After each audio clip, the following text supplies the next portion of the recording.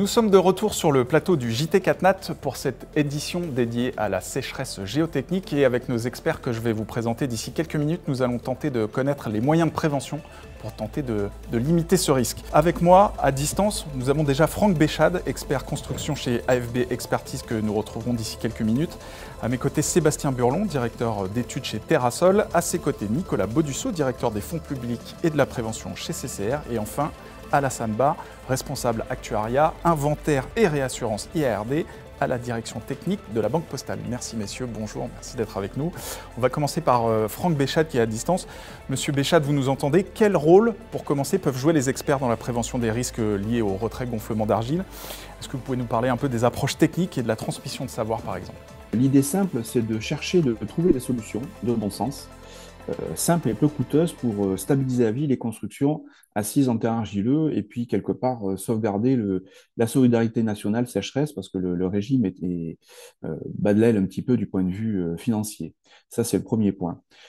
Sur le deuxième point, sur l'information aux assurés, l'expert se doit d'avoir une action pédagogique auprès des sinistrés pour montrer, démontrer, expliquer notre démarche graduelle et pour valider avec eux l'efficacité des solutions horizontales pour stabiliser à vie les constructions sinistrées. Concernant la transmission de savoir, il y a quelque part deux volets pour diffuser notre retour d'expérience sinistre sécheresse.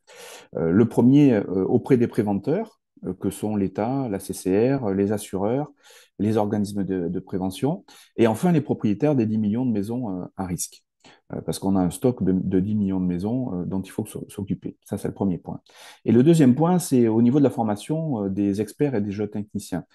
Il faut absolument qu'on change de paradigme, aussi bien dans la méthode d'expertise des sinistres, comme dans la partie expertise géotechnique. Monsieur Béchade, face à la montée en puissance du risque sécheresse cette fois-ci, quels sont les moyens simples pour réduire ces conséquences? Avant de parler des moyens, l'idée, c'est un principe unique. Le principe unique, c'est de supprimer toute variation de teneur en eau des argiles d'assises sous les semelles de fondation. On est sur quelque chose de superficiel, donc on va trouver avec les 5 moyens que je vais décliner, les 5 dispositions constructives simples pour stabiliser ces argiles à vie. La première des dispositions constructives, c'est des réseaux parfaitement étanches, aussi bien les réseaux d'eau usée, mais aussi et surtout les réseaux d'eau pluviale dont on voit souvent en expertise des fuites assez importantes. La deuxième disposition constructive, c'est sur les terrains en pente, la mise en place d'un drainage déporté. Je dis bien un drainage déporté et pas un drain de pied pour capter les eaux de ruissellement et éviter que la construction ne fasse barrage aux circulations d'eau. La troisième disposition constructive, c'est l'éloignement de la végétation, la coupe des arbres quand ils sont trop proches, quand on peut les couper et qu'ils appartiennent aux propriétaires, car la succion va se développer sous les constructions et sous les fondations. La troisième disposition constructive, c'est l'éloignement de la végétation, soit la coupe des arbres trop proches, soit la mise en œuvre d'un écran anti-racine. Tout ça pour supprimer la succion de la végétation qui va avoir tendance à venir chercher l'eau sous les constructions. Ça, c'est la troisième disposition. La quatrième disposition dont on parle beaucoup en ce moment, c'est l'imperméabilisation périmétrique sur une largeur de 1 mètre à 1,50 m par une membrane d'imperméabilisation ou un trottoir. Et ça pour stabiliser, pour mettre sous cloche, on va dire, les fondations et les argiles qui sont en dessous. Et la dernière disposition constructive, la cinquième, c'est l'interdiction formelle dans le référentiel, la suppression de tous les matériaux perméables au voisinage des semelles de fondation. Alors je parle des déchets de chantier que les maçons ont tendance à mettre devant les portes d'entrée et les portes de garage, mais aussi la pose des réseaux sur sable.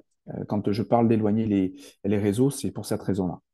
Et donc, avec ces 5 dispositions constructives et ce principe, vous arrivez à stabiliser complètement les argiles sous les fondations. Merci beaucoup, Monsieur Béchade. Je me tourne vers vous maintenant. Sébastien, je vais commencer par vous. La hausse de la sécheresse a-t-elle une incidence plus large que les traditionnelles zones argileuses qu'on a l'habitude de connaître? Concernant, on va dire, l'évolution du changement climatique, avec l'augmentation du nombre de sécheresses en France, effectivement, enfin, on peut s'attendre de manière assez certaine à ce qu'on ait une extension spatiale des zones qui vont être concernées par la sécheresse. Donc, c'est-à-dire que certains sols qui, jusqu'à présent, subissaient, on va dire, des variations hydriques ou des variations de teneur en eau extrêmement faibles, enfin, n'étaient pas soumis, enfin, ou ne provoquaient pas des désordres. Et on va dire d'ici quelques années, enfin, il est clair que ces sols vont commencer à faire subir des désordres sur les maisons sur lesquelles, enfin, qu'ils supportent, on va dire.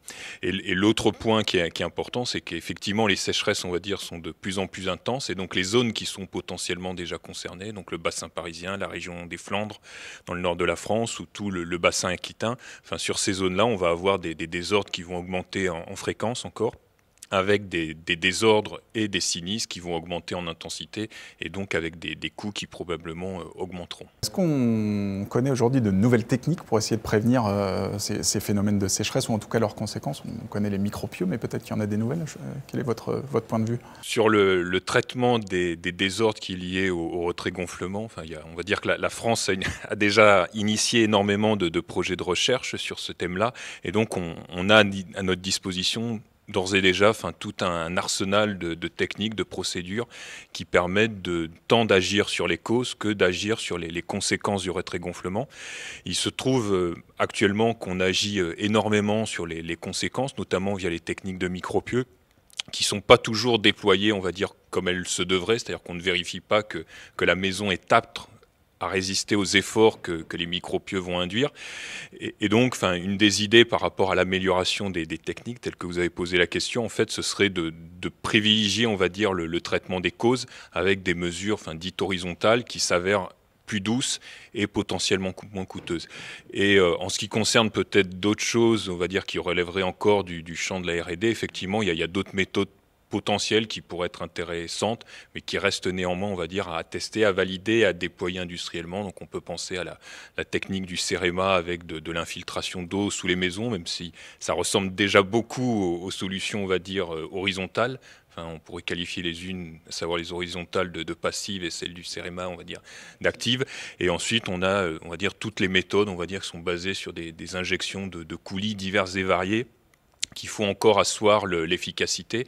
Et donc avec ces quatre types de méthodes, micropieux, coulis et solution horizontale au sens large, plus la solution du CEREMA, enfin, effectivement, si on arrive à mieux les diffuser à travers la profession, on pourrait avoir des résultats intéressants pour résoudre, on va dire, ce problème qu'est le retrait-gonflement. Très bien, merci pour cet éclairage. Nicolas, je passe à vous. Devant l'évolution du risque sécheresse, on l'a vu quelques minutes plus tôt avec Georges Farah, comment la CCR peut agir en termes de prévention? Quel est son rôle? La CCR a reçu, lors de la réforme CatNat de 2021, de fin 2021, une nouvelle mission qui est de venir en appui notamment des services de l'État pour aider à structurer, évaluer, prioriser des politiques de prévention. Plus généralement, la CCR vient en appui des collectivités locales, mais aussi des assureurs pour développer ce type de démarche. Vis-à-vis de la sécheresse, la situation, elle est un peu particulière parce que la politique publique de prévention ne s'est développée que tardivement, avec d'abord des plans de prévention des risques sécheresse, mais pas sur la totalité du territoire, pas sur la totalité des zones exposées. Et puis, plus récemment, avec la loi Elan qui vient faire en sorte d'éviter que de nouvelles constructions dans des zones à risque soient inadaptées de par leur système constructif. C'est une nouveauté, c'est relativement nouveau, et puis ça va surtout concerner que les constructions neuves, donc les futures constructions qui ne sont pas encore sur le territoire. Mais donc il y a tout le stock aujourd'hui de bâtiments, de maisons individuelles en particulier, qui ont été construits dans les années 70, 80, 90, qui n'ont pas fait l'objet d'adaptations particulières et qu'il faut pouvoir traiter, et pour lequel aujourd'hui il n'y a pas de dispositif public, ni incitatif, ni contraignant. Et c'est un sujet sur lequel on travaille, évidemment. On essaye de travailler avec les pouvoirs publics pour essayer de faire évoluer cette situation-là. Et par ailleurs, il nous semblait que jusque-là, il y avait un verrou technique qui était présent, où il y a encore 2 ans, on nous expliquait que, eh bien, en dehors des micropieux, il n'y avait pas de salut, et que donc équiper toutes les maisons, les 10 millions de maisons dans les zones argileuses avec des micropieux, c'était forcément trop coûteux et ça ne valait pas le coup de faire de la prévention. C'est la raison pour laquelle on a mandaté Franck Béchade et Sébastien Burland de Terrasol pour réaliser une étude qui permette de venir objectiver tout ça.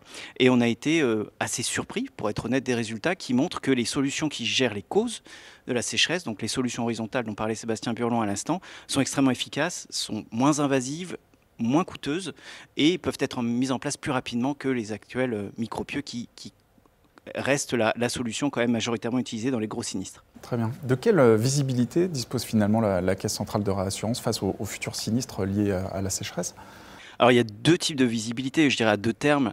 Il y a une visibilité à court terme qui s'assoit sur la sinistralité récente, qui s'est considérablement accrue avec une sécheresse 2022 qui va frôler ou voire dépasser les 3 milliards d'euros, donc événement le plus coûteux de toute l'histoire du régime CatNat. C'est pas évidemment sans nous poser de questions.